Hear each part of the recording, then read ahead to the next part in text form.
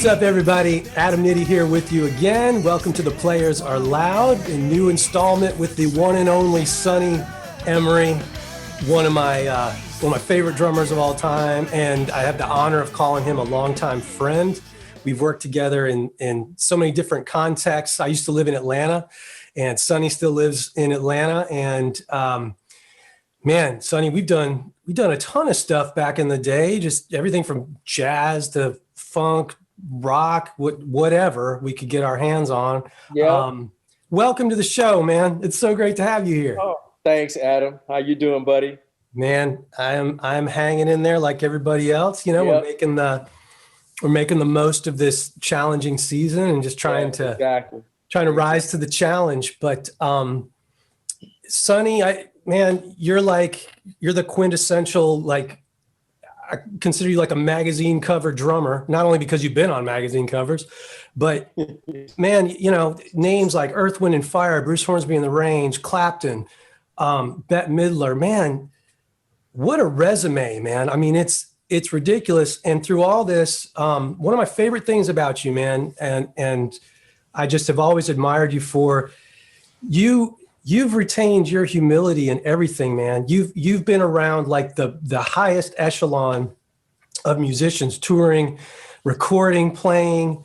And folks, by the way, that's just a small piece of his resume. I mean, like the marquee artist list goes on and on. I'll let you look him up. But how have you kept your humility, man? You're still like the cool dude. You still call me back, man. I'm surprised you even call me back. Nah, man. See, okay, I'm going to rewind the tapes for some folks here. Oh, boy. Just say, first of all, how's everybody doing? I hope everybody is staying safe. I just want to send a shout out to all the frontline workers, man, in this pandemic. Amen. And just give them some love and support, because without them, boy, we would be absolutely lost. Amen. Hey, so like I said, I'm going to back up to the beginning, man. When I first met Adam, it was a bond right away. And the bond that we shared, it wasn't even musical right away. The bond that we shared right away was a spiritual bond. I felt God immediately. I felt your spirit, and our spirits connected. And then the rest is history as far as I'm concerned. Yeah. And to me, that's the most poignant part of our relationship. When we play, you know, there's a synergy there and we create great music together. But the part that I love and I cherish the most, the absolute most, is our spiritual bond. I know God put us together. I know God brought us together. And so that's why I keep calling you back. Man. Because it's bigger than the music. It is totally bigger than the music, man. But you know, once we connected and we started working together, man, and it was like, oh wow, this is like really, really, really cool and really different, you know. And then we connected on a whole nother level. We're both car heads, and then it just, you know, the whole relationship just kind of flourished from then. You know what I mean? So it's been an absolute pleasure, man, to be able to work with you on anything. Yeah. I'll always call you back, dude, because you know, first of all, you're a friend. First and foremost, and then you're an incredible musician on top of that. So when we work together, it's going to always be fun for me. You know, it's going to always be pleasurable, and it's going to always stretch me a little bit. You know what I mean? I love that, man. You know, well, so thank you, man. You know, to harken back to what you were saying about, you know, the humility piece, man, with all these artists that I've been so blessed to be around and learn from and to contribute to their, you know, to their music, whatever I can bring to it. It's just that, man. It's just like my responsibility, you know, it's bigger than me, man. It's never about just me, you know what I mean? I so appreciate your heart. I so appreciate your sentiment. Thank you for the kind words. I'm so glad you said what you said, because I love how, again, I'm inspired. I love how you just have a way of taking the focus off of yourself, you know, and that is, man, what a blessing to others that look up to you, and I know drummers hold you in obviously highest esteem. Every player that's played with you, but you're getting to the spiritual side of things, and I won't go. We could go deep there if we wanted to, but I won't go too deep in right this moment. But you bring to light the point that when you play music, like there's a responsibility to it, right? It's not just let me go out and let me show what I'm doing. You're bringing light to the fact that music ultimately, if it's real, there's a communicative nature to it, and it speaks to people. It's supposed to speak to people, and I am a firm believer that whatever is in your heart, whatever your spirit is behind what you play comes out. And isn't it interesting how most definitely certain types of personalities play in certain ways? I know you know what I'm talking about. Right, of course. But it's a bigger picture thing, man. So I really appreciate you saying that. It's a definite extension of yourself. I try to get all of my students, and whenever I do clinics or whatever, I try to get the focus off of this thing of, okay, I need to sell 1 million records. I need to be rich. I need to be successful at all costs. I need to be at the top of the heap. All those things are great. And if you do what your spirit is asking you to do in the right order, you will achieve all of those things. But that's not the achievement. The bigger achievement to me is when people go, and I see comments of people, that I've met or have done a clinic or been somewhere. The highest compliment that anybody could pay me is not about my playing or what I've done musically. The highest compliment that they can pay me is to say, Sonny Emory was a nice guy when I met him. You know what I mean? He took the time to talk to me. And that was something, I have to give all credit and honor and glory to God, but also my dear mom. My mother was like, hey, look, dude, you know what? This is so much bigger than you. You have a gift. You have a gift. And there is a huge responsibility that comes when you have a gift. Now, either you're going to honor that gift and treat it the way that you're supposed to and have success and do what you're supposed to do, or you're not gonna see those things. You're not gonna be that guy that you think you are. So cool your heels. I had a solo. I was in 4th grade, 5th grade. I had a little snare drum solo for Christmas one year, and we were getting ready to go to the program, but we were running late. And I kept looking at the clock. I was going, oh man, we're going to be late. We're going to be late. My mom was, she was like, well, we're going to get there when we get there. I was like, well, they can't do anything. And, I'm the only one that can play the solo. Dude, you thought we were late. She sat me down and said, hold up. Whoa, wait a minute. Yeah, you're on the wrong course. You're on the wrong, straighten this out. Right now, I want you to know you can be replaced. Anybody else can come in and play that solo. So don't think you're the only guy. Yeah. What a gift to have that from your mom. Yeah, man. So she instilled that in me, that the humility is just really, really, now that I'm, I've had some success. I've seen how that translates and reverberates with people, and the difference that it makes when you let God handle it and you let your spirit shine through honestly, and you step back and you give other people, you make others the center. You know what I mean? You make others the center, man. And you just, no one is better than you. And that's another thing I want to tell, or put out there. No one is better than you. We're all the same. You know what I mean? We're all the same. We're all blessed with different gifts and abilities. You know what I mean? So you got to stay in your lane, do what you do, and then sit your behind down and let somebody else do what they do. You know what I mean? And that to me is just, that is so much a part of my success.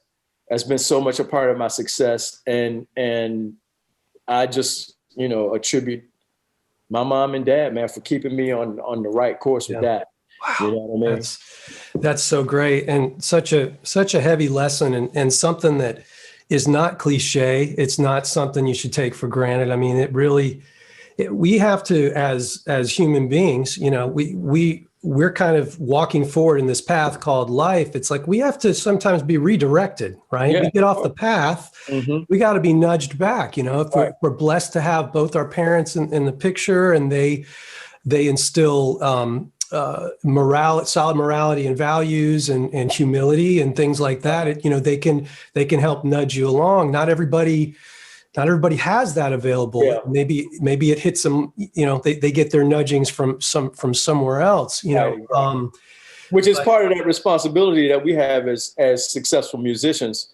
You know, when you play your acts, when I play and that energy goes out and people feel that, and then they come and they want to talk to you about it, then that may be your opportunity to nudge them. You know what I mean? Yeah. So, I mean, and like you said, unfortunately, a lot of people, you know, don't grow up with both parents, or they grow up with parents that have different philosophies, different approaches. You know what I mean? Or maybe they're not supportive. You know? Yeah, exactly. So then they get something from you that can help kind of nudge them and put them back on track. You know what I mean? So that's really what the whole thing is about, man. You mentioned something earlier that caught my ear. You were talking about essentially, I'm going to paraphrase, pardon me, but you know, really always trying to make time for people. Essentially, if they want to talk to you, you always give them your time. I've seen you do this on gigs, man. People come up to you and they're excited to meet you, and they just heard you play, and they're just motivated and inspired. And you always give them the time. I try to do the same thing. Yeah. And one of the reasons for that is when I was younger and I was coming up as a player, and I'm not going to mention any names because I don't want any ill will on anyone, but I got to meet a couple of my heroes that weren't so kind, you know, like they sort of, I was, you know, clearly whatever, deer in the headlights, excited, and, you know, all that, had questions and things like that, but they ended up being very dismissive. And that was being the sensitive creative that I am, you know, that like hurt my feelings. I got over it eventually, of course, but it was a little bit demoralizing. Did that ever happen to you, man? And did that serve as a reminder? It's happened to me several times. Not only has it happened to me, I've seen colleagues that will remain nameless do that to younger people. Younger fans, you know, and that's just something I have a zero tolerance for that, man.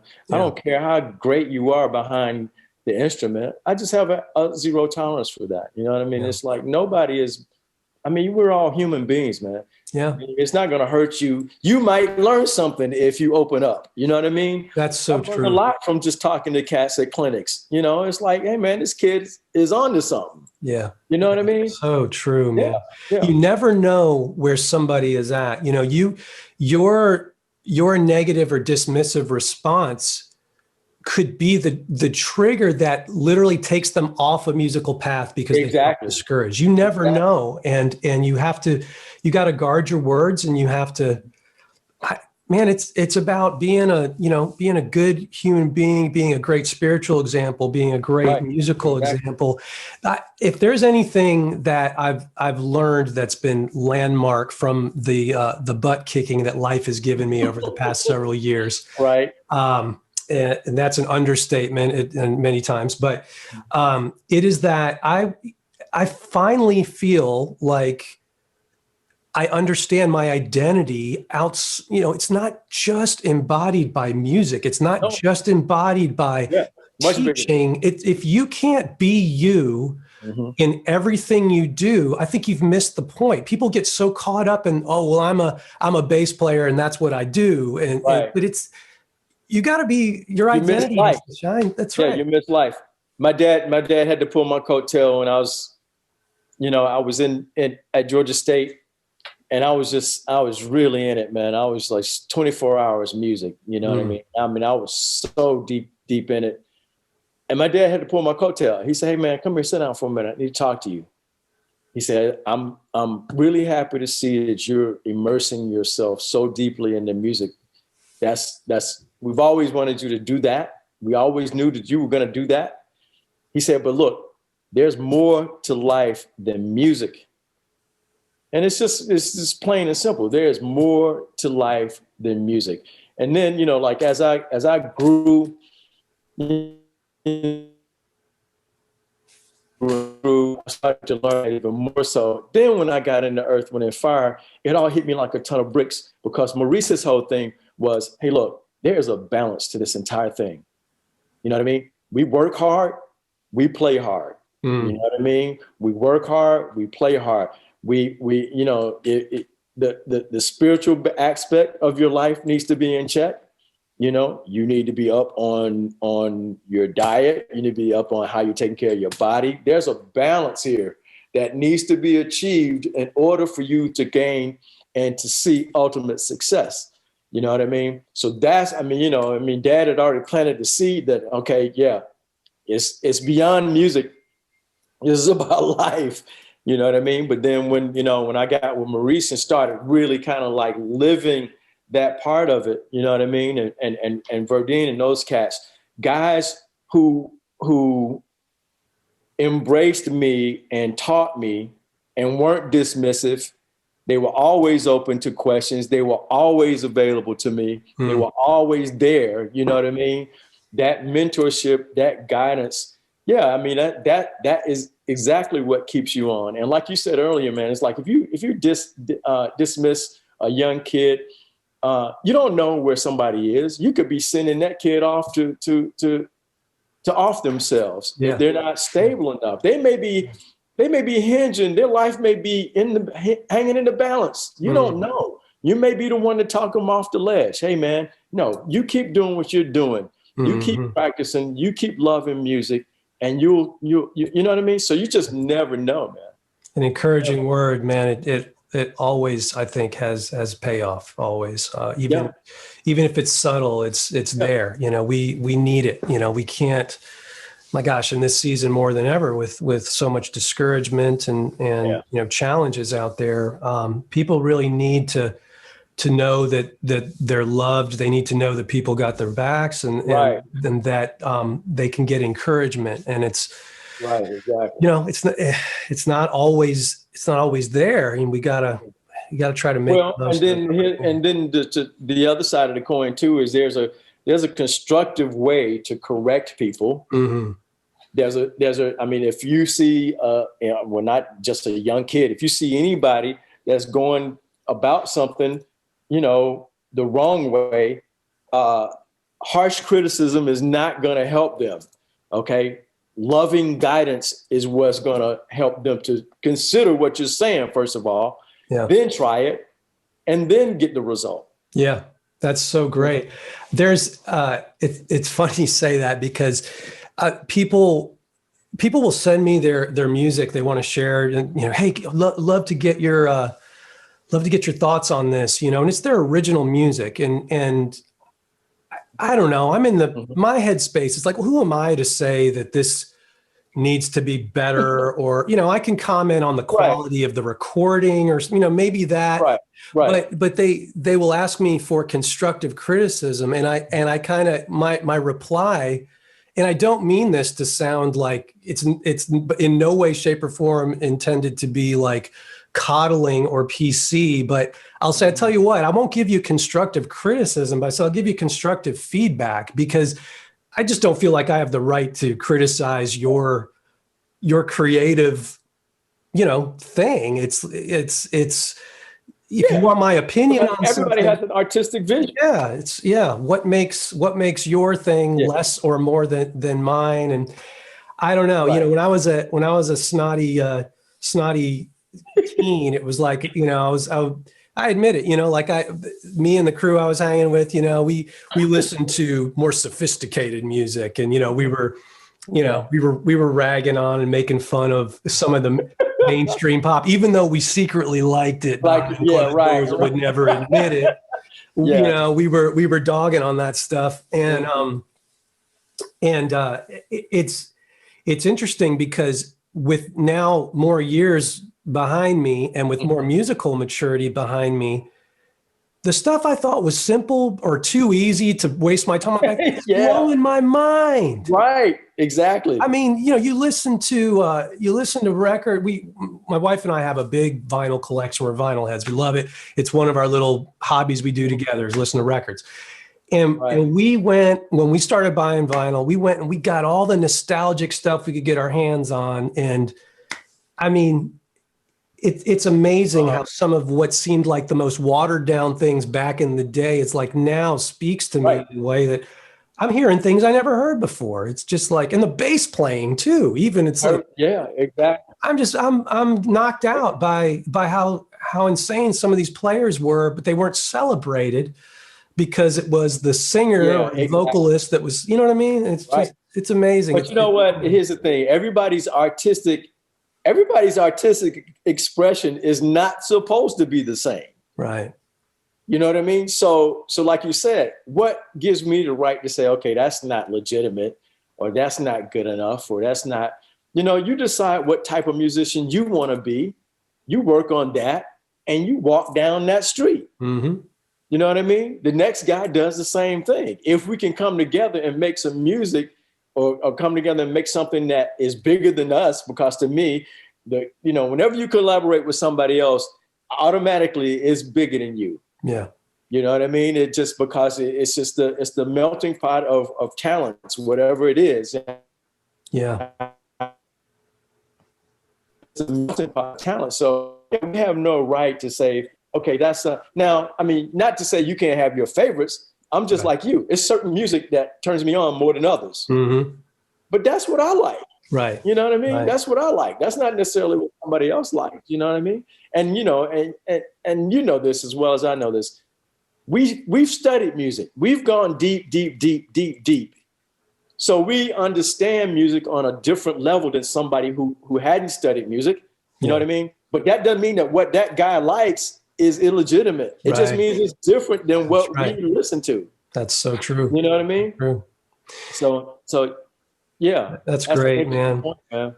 With all of your experiences in the studio and on tour with these artists, nobody out there could ever question your versatility, man. You adapt to the styles you play in. So I think of you as you're like a Swiss Army knife, you know? So what's the true identity? Who's Sonny Emory as a drummer and as an artist? You know, like notwithstanding your ability to play everything, but how do you see yourself? Yeah. Like what's your style vibe? How do you see yourself as a drummer? How do you describe yourself? That was much easier to do. That was much easier to do when I was younger. But I think I'm really I'm a melting pot, man, of a lot of different cats, because that's what I was taught. That's how I was taught. You know what I mean? That's how I learned music. I mean, my dad brought me home from the hospital and put me in front of a record player where he was spinning Coltrane and Miles. Oh, wow. Okay. But then later in the afternoon, mom was spinning Joe Tex and Al Green and James Brown and Aretha Franklin. And then when I started to kind of come into my own, I remember as a teenager, then the fusion thing jumped into my soul. You know what I mean? I was a Weather Report junkie, Billy Cobham, Mahavishnu, John McLaughlin. You know what I mean? Lenny White was just the man to me. You know what I mean? Jerry Brown. So I'm Steve Gadd, all these cats, man. Chick, I'm a conglomerate. I think I just see myself as a conglomerate. Yeah.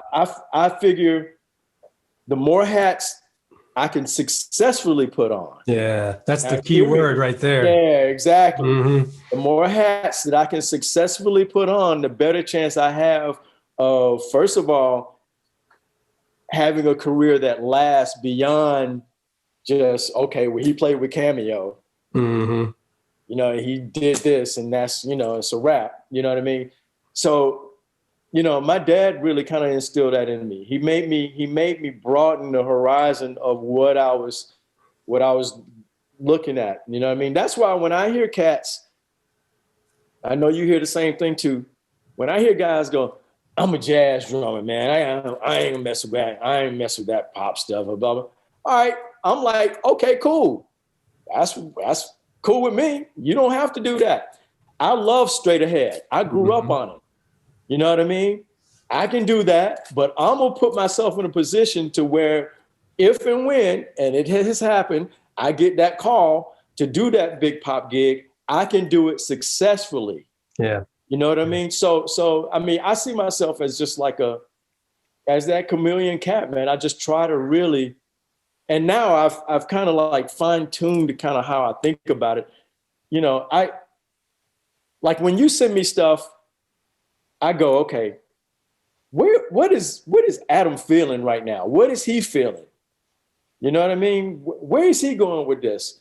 Because you remember when you called me to play on this project, we had a little conversation about that. I said, man, what you been doing? What do you know? Where are we going with this one? You know what I mean? And so I just try at that point, I say, okay, let me put this hat on. Yeah. And see if that works. You know what I mean? And then just kind of go from there, man. You know, it's like the same thing. It's like, it's funny. I'm working on some tunes for Bette Midler just this past week. And that's a totally different hat.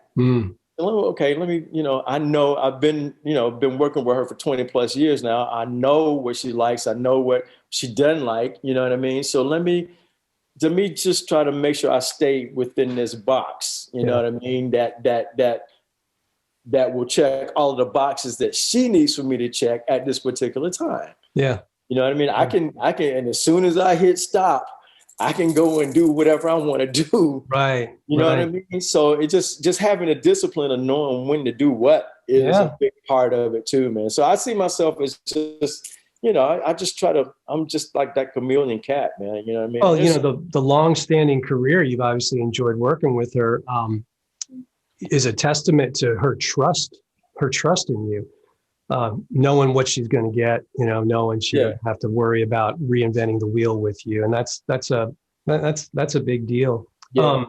You're creating a fantastic segue into your involvement on this record, The World Is Loud. And man, I was excited. Great record, man. Great record. Thank you. Great project, man. So excited when you agreed to play. But I've been asking some of the other interviewees the same question, because this was a different project for me. You played on past records of mine before. It was very, it was pretty fusion-y, right. for sure, and required kind of like a certain approach.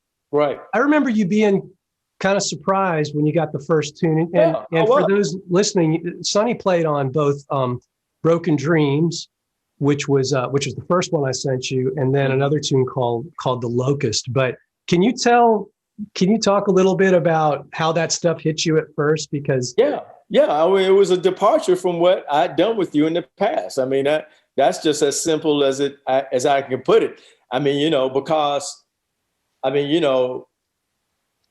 just in knowing what I've done with you in the past, when I heard it, I was like, oh, but see, I always knew that rock seed was deep in you. I always knew that.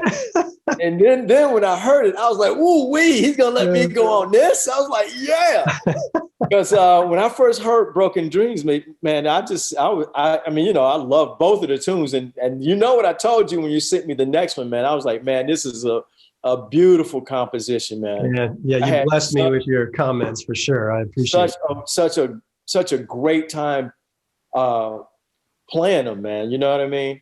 And so, I mean, I took my time to really, I listened several times before I sat down to really go for it, to approach it. You know what I mean? Yeah. I wanted to make sure that, and like I said before, you and I had the conversation about that. I was like, yeah, man, you seem to be going in a little different direction. Yeah. Here. Yeah. I want to make sure that's where you want to go. Sure. You know what I mean? Yeah. The vocal thing definitely took some people off guard, because it was, and it's a long story how that came to fruition. Originally, I wasn't going to be singing on the record, but that's all history now. But yeah. But you remember me telling you after you sent it to me, I said to you, man, you should be singing more because you sound great. Thank you, man. Yeah. And Another drummer that was super encouraging. Keith Carlock played on one tune, and I had an interview with him as well. And it was you. I was mentioning in that interview. It's really y'all that were the impetus that gave me the confidence to go. Okay, yeah, let's go ahead and put this out there, and with my with my voice on it and with my sort of stamp on it, and it was a fantastic experience, learning experience, and just man, it was just nice to be doing something different, challenging myself in different you did ways. it, man. Well, You did thank it. you, man. You tapped into a different side of yourself. Well, Which I thanks. think we all need to do from time to time. I mean, you're just like, you just kind of get used to what comes out of you. Right. You know what I mean? And then you get to a point where you kind of hit that wall and you go, okay, it's time to do something different. Yeah. But the beautiful part is you have the skills to actually do it. You know what I mean? Well, at the very least, I'm gonna die trying, because that's I do like a challenge. I like taking on a challenge, which interestingly enough, you and I have been talking about, once things come back, to try and do more playing, of this type of stuff. And so I'm already realizing, yeah, I got to get my stuff together on the singing and playing of these parts simultaneously. I've got a lot of years of experience singing and playing at the same time, but these tunes are a little harder. Oh yeah, from a lead vocalist perspective, and how some of the rhythms are crossing against what might typically be played. So that'll be fun to shed. That's always challenging, man. You know what I mean?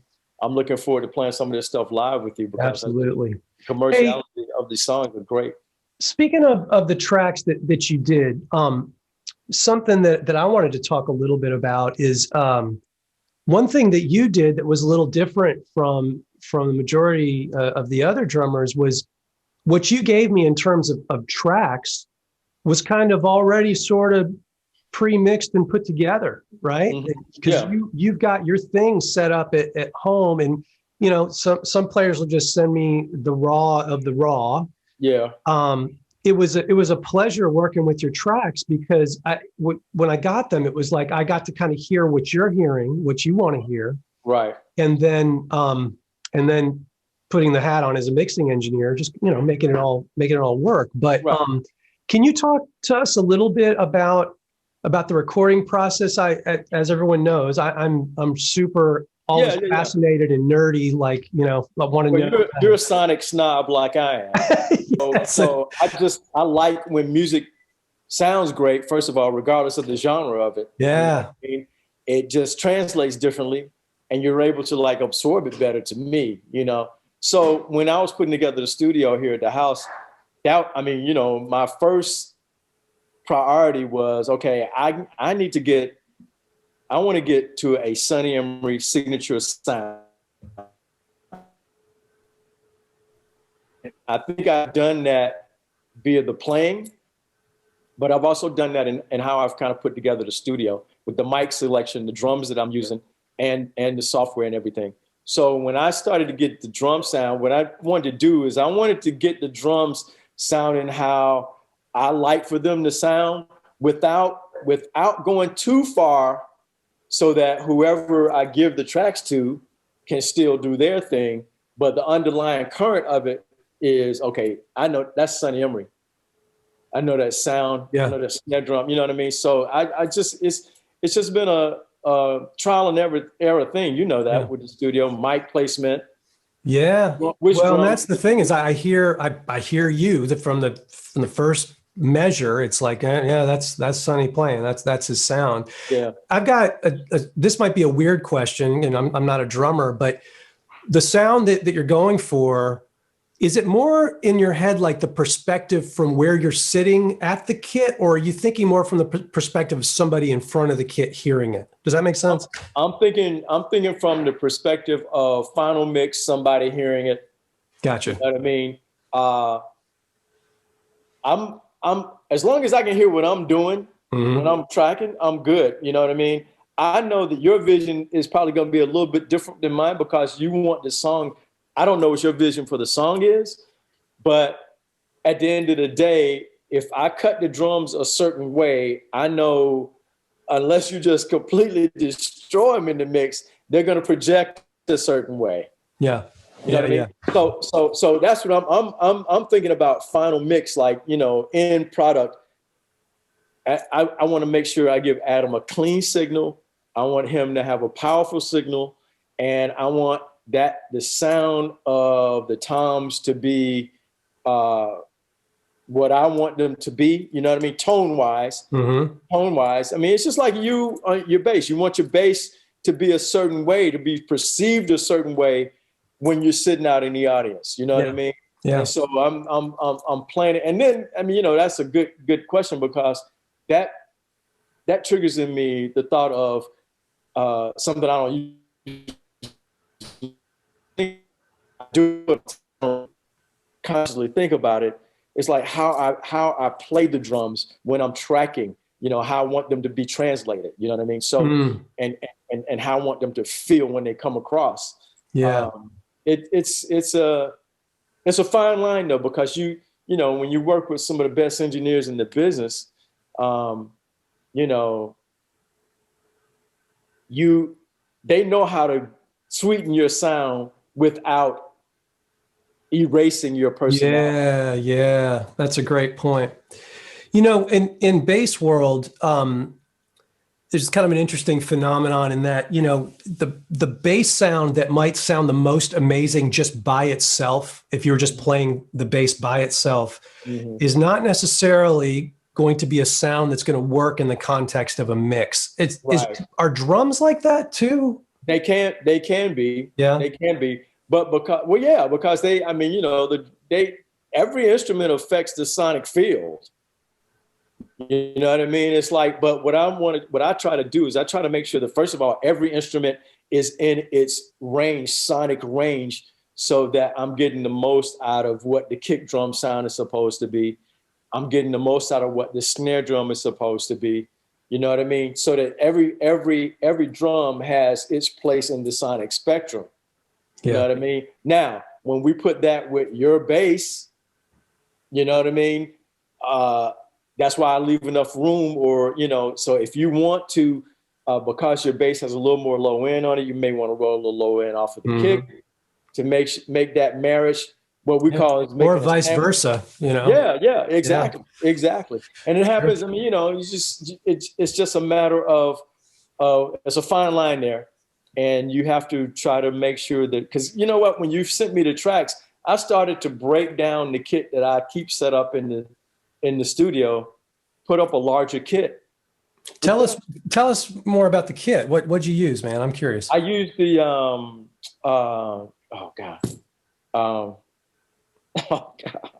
the Phoenix. Okay. I had to remember the technical name of it. Okay. I used my Phoenix kit, Yamaha Phoenix, and that is a great sounding kit just out of the box. Nice. You know what I mean? And then I use the Sonny Emory signature snare drum, which is you know, just golden. Yeah. Solid gold. I have to thank Hagiwara for that, because he took his time, man, in helping me develop that. Man, what a great sounding snare drum that is. Yeah. So he really we took time, and you know, it's like, I love that drum, man, because I can use it on so many different types of songs, and it has a distinct personality just depending upon how I tune it. It won't, you know, it's you know how some drums I have, they are just good for just one thing. You know what I mean? This drum, man, I'm able to just go in there. Okay, I want this song to have a little more pop to it. Let me just bring this up just a little bit.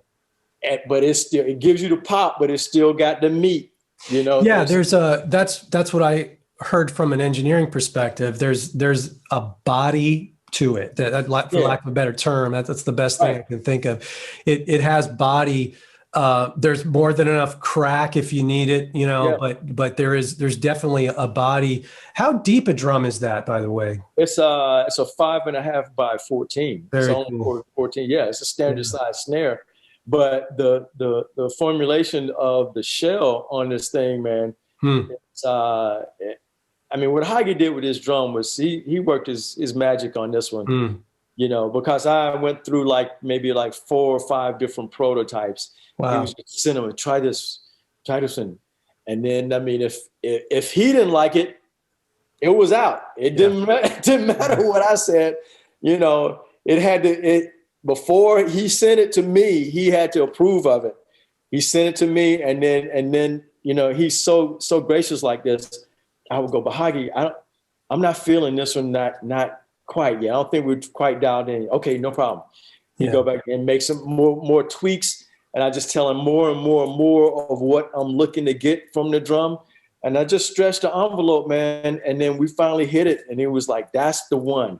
Wow. That's the one. And we found that balance, because here's the thing with me too. When you're touring, if you're with Bette Midler or Earth, Wind and Fire or Cameo or whoever you're with, you're playing a variety of different songs throughout the night. Right. I mean, now I see Jordan does this a lot. Yeah, you can sit up there and change snare drums, every 2 or 3 songs if you want. I'm a firm believer, if you have the right drum, you really don't have to do that. I mean, I haven't had to really do that to get what I need. You know what I mean? Now, I have a second snare over here sometimes, and I will change snares every now and then if it's an extreme change. Yeah. You know what I mean? But literally sometimes, man, I've been able to just like loosen a lug. Okay, here comes the ballad. And I do this with Eric a lot, with Clapton a lot. I'll loosen the lug, just take it down a few notches, and all of a sudden it's there. Wow. You know what I mean? But then I shot the Sheriff Cames up. Okay, I need a little more pop on this. Uh-huh. Pap, and it's right there. And it's like, I don't have to go through all of that. Yeah. You know what I mean? So to have a drum that's versatile like that really has been a godsend to me. You know what I mean?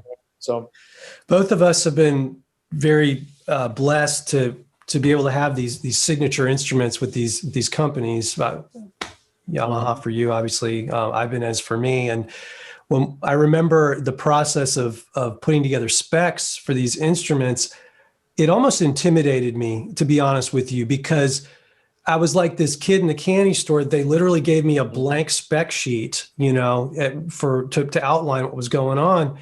And I had to really, it was a big deal. It was like, I was suddenly going, okay, I know what I think will achieve this.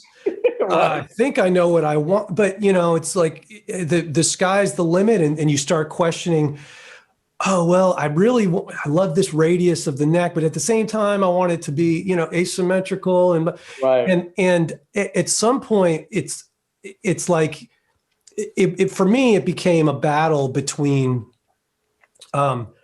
what I was hearing, how I was thinking you were supposed to get there, but then also relying on them to be able to help me to go, well, if you do this with it, it's really not going to help you in this way, because I'm not a luthier, I know a little bit about tone woods and electronics and stuff like that. But when you were doing this drum, did you already have this sound in your mind? It's like, okay, I already know, let's just make this happen? Or did you? I knew what I wanted it to sound like, and all I did was kind of just describe that to Hagi. But here's a genius of Hagi.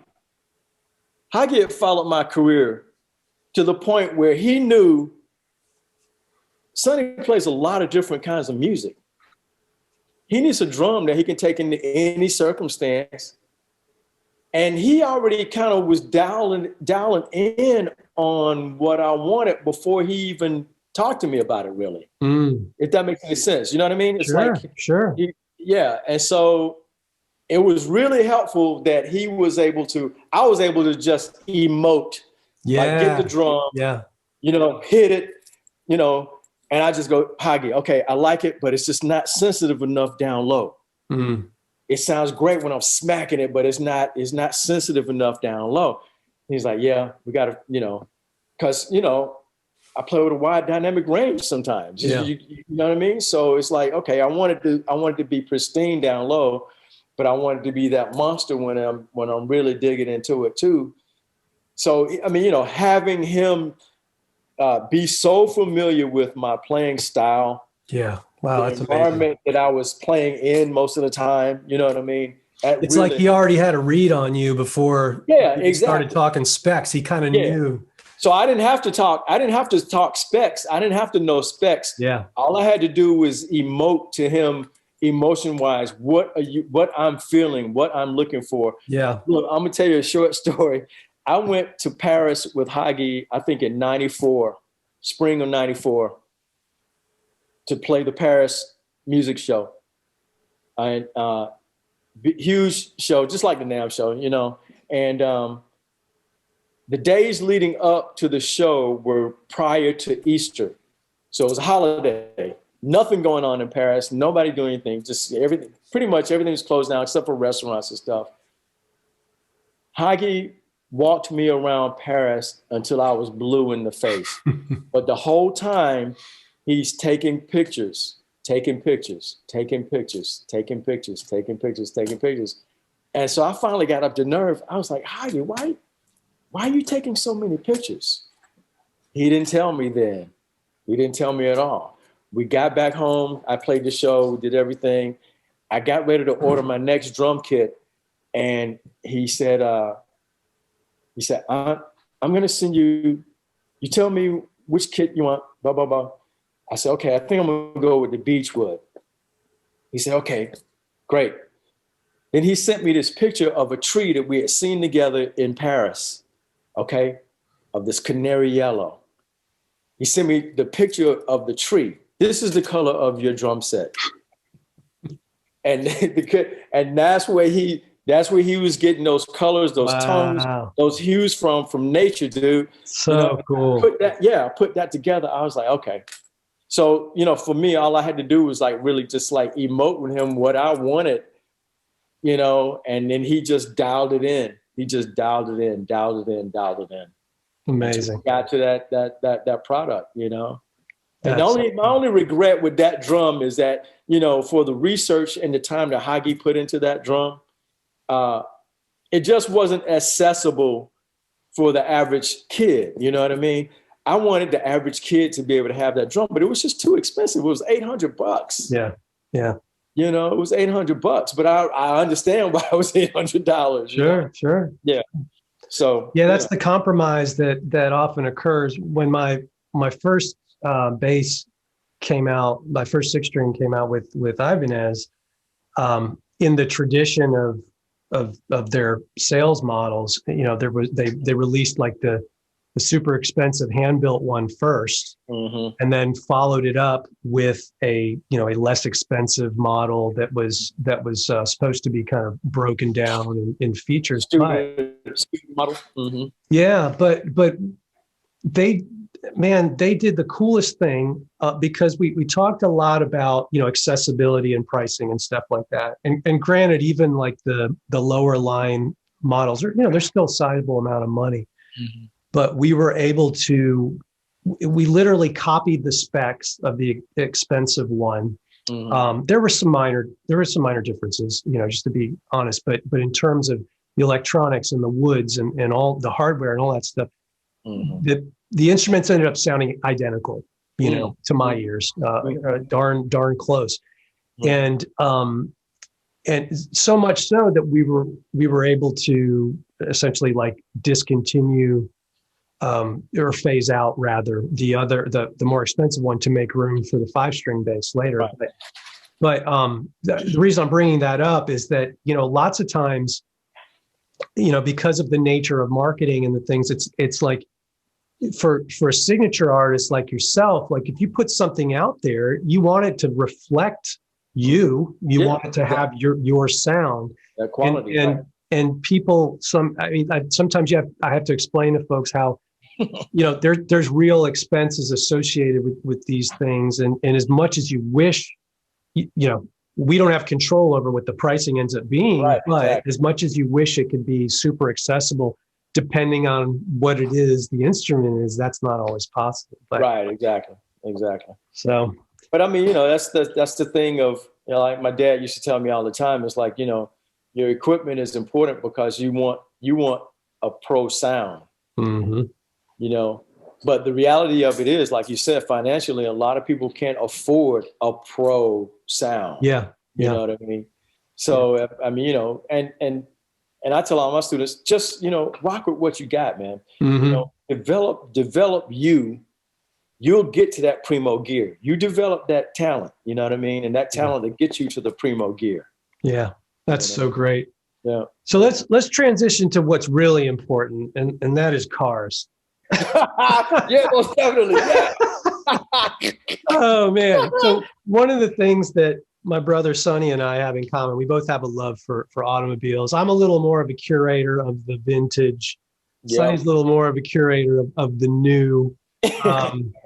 But man, what got you into cars? I mean, for me, it was my dad. Oh, My dad used to drag race. Oh wow. Okay. My dad used to drag race, and I remember my first trip to Chattanooga. Man, I had family in Chattanooga, and my mom has pictures of this. My dad had a '57 Chevy, and the big steering wheels, right? Uh-huh. And they were open down here. My dad had me sitting in the steering wheel while he was driving. What? Yeah, drove me all the way to Chattanooga like that. So anyway. Oh my gosh, you were a steering wheel baby.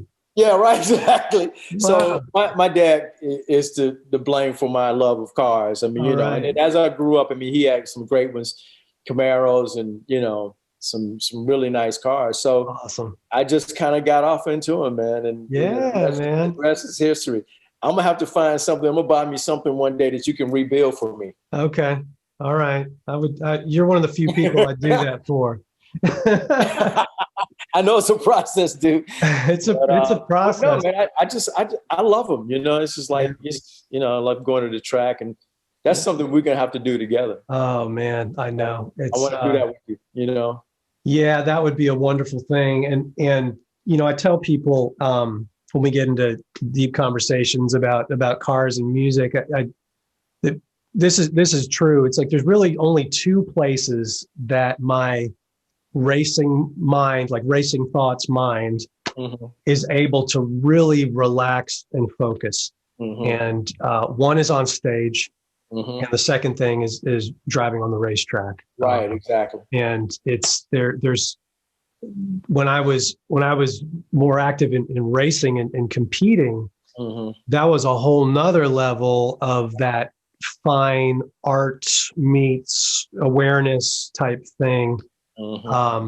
Which was, you're on even more of a razor's edge. Yeah, exactly. Performance wise, because you're at the same time, you're trying to go as fast as you can. You're also trying not to, crash into somebody. Yeah, so, right. Cars all around. But yeah, man, there's so many parallels that can be drawn between the things that we love outside of music and what we do with music. I think driving is one of those things. Yeah, of course. Always love driving. Yeah, I was just about to say that. I mean, I remember, playing with you live is a lot like, you get in a car and you drive. I mean, you start the tune and you're doing your best to keep that bad boy going where it should go. Sometimes maybe not as quickly, but the focus is still there. We're trying to make this bridge feel as good as we possibly can. Right. We're trying to play the most interesting stuff that we can play. Yeah. You know what I mean? So definitely some parallels there, man. Yeah. If you're lucky, you avoid the traffic jams, if you know what I'm saying. Yeah, right, exactly. Yeah, right, exactly. Oh man, the traffic jam is not the answer. That is not the answer. And Lord knows I've caused many a traffic jam on stage. So, hey man, you just got to plow through, get through it. That is awesome. So, Sonny, what are you doing while things are on the slowdown? Obviously you're recording. You just mentioned tracking for Bet. What else are you doing? Like I'm just doing a lot of different sessions for folks, man. Cool. Do you have hobbies that I'm working on a brand new Sonny Emory project. I'm sorry there was a delay. I've been riding my bike a lot, man. Oh, cool. Okay. I've been doing, this is just a part of my workout routine, but I've been riding my bike a lot. And I've just been like really having fun in the studio, experimenting. Yeah. with different head combinations, seeing what this sounds like, different mics, different mic placement. I've been practicing a lot. You know Good, what I man. mean? I've been approaching stuff really, really kind of differently. Just trying to touch some new ground. The one thing that I said I was going to do is I was going to come out of this pandemic a better player than I went into it, I love it. I love it. Yeah, a better that's great. musician, Mm-hmm. uh, a better person. Yeah, man. You know what I mean? And so, and it's for us all. I mean, it's really given. I mean, I've always tried to stay focused on my spiritual life, but because of where we are and the paradigm shift and so much stuff is going on, I really kind of put an extra focus on my spiritual life, Mm-hmm. just so I can stay in tune, man. I want to stay in tune because there's so many people who are suffering. Yeah. You know what I mean? When we get to do what we get to do on a daily basis and get paid for it and travel the world and see all these many places and live this great life, it's easy to get detached from reality. So true, man. You know what I Yeah. mean? So I've been trying to really make that I don't want to be that guy. I'm gonna spend a lot of time with my sons, who are both budding producers and writers. You know what I mean? Fantastic. And just hanging out with family, man, and just trying to be a normal cat for a change. That's so awesome, man. Yeah. You know, on the spiritual tip, it's like, as much as I hate to admit it, even about myself, sometimes, you know, it doesn't have your attention until things are stripped away. Right. And Right. this season is one that has been stripping lots of things away from different people. And the irony of that and the redemption in that is the positives that come from it. And like you've made the point, like your spiritual life is stronger. Your drumming game is getting stronger from practicing. I'm learning it upright. I'm playing upright bass now. I had my first pseudo performance on it at church not too long ago, and got the confidence now to play it live. And Great, man. And doing I love learning new things, and Right. what a perfect time to build when so much has been at least Exactly. temporarily torn down. So really cool. Is there any other projects? No, it's a great time. Go ahead. Sorry. No, I was just saying it's a great time to just reflect, man. You know what I mean? And to plan, to plan. So, I mean, you were about to ask me about any other projects that I'm working on? Yeah, man. And sorry, because we're contending with a little bit of a little delay for some reason right now. Yeah. But yeah, I wanted to let it, if you wanted to make anyone aware of new projects you have on the horizon or that you've recently come out, anything you want to share with anybody. Yeah, this is a continuation. I've been doing this Telesis series, educational drumming series, found on YouTube. Mm-hmm. I did, the first season was 8 episodes long. I'm going to be jumping into the second season here pretty soon. So look forward to that. Yeah. And the second season is going to be a little bit different than the first season.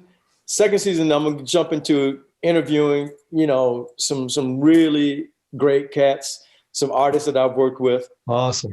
Getting their take on what it means when you hire a guy and what are you looking for and this, that, and the other.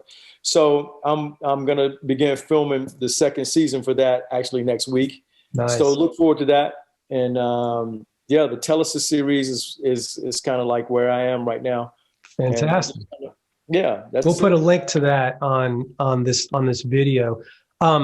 Okay. Do you have is it possible for folks to get in touch with you if they want to maybe hire you or just send you fan mail? Like what's the best way for them to do that?